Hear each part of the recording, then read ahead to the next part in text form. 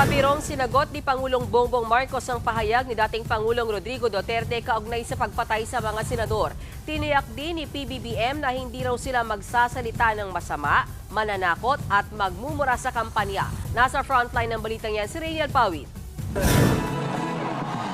Bago magbigay ng talumpati sa campaign rally ng Alyansa para sa Bagong Pilipinas sa Pasay, pabirong sinipat ni Pangulong Bongbong Marcos ang senatorial lineup ng administrasyon. Pagbigyan niyo po ako at binibilang ko lang yung aming mga kandidato dahil tinitiyak ko na kumpleto at wala pang napasabugan ng granada.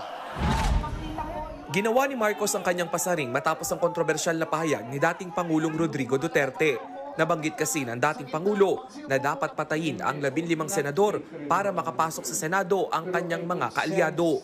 Naging maanghang naman ang naging patutsada ni Marcos. Anya malinis ang magiging sistema ng kanilang kampanya. Wala po kayong maririnig na masasamang salita.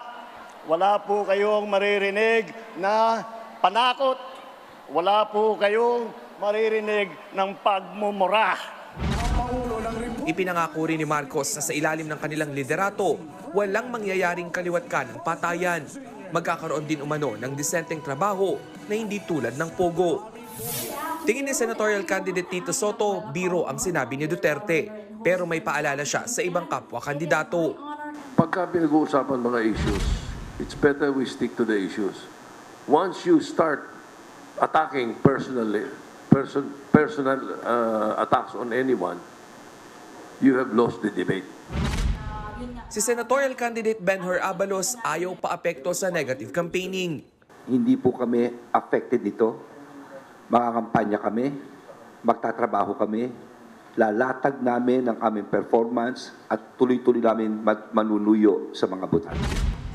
Git naman ni senatorial candidate Ping Lacson, dapat pahupain ang tensyon. Tumulong na lang tayo mag-de-escalate, sa halit na mag-escalate. Kasi walang idudulot na maganda ito sa ating mga kababayan, lalo na sa mga pangkaraniwang Pilipino. Panawagan naman ni senatorial candidate Manny Pacquiao, itigil na ang bangayan. Kasi tuwing nag-aaway, lahat ng mga leader, especially sa pinakamataas na posisyon, hanggang down to barangay, alam nyo ang naapektuhan yung mga mahihirap na tao. Tutulak pa Dumaguete at Bacolod ang partido para sa pagpapatuloy ng kanilang campaign rally. Nagbabalita mula sa frontline, Rainiel Pawid, News 5. Mga kapatid, may Los Baños po. Huwag magpahuli sa mga balita at impormasyong dapat ninyong malaman. Para sa mas malawak na balitaan at diskusyon, mag-follow at mag-subscribe sa social media pages ng News 5.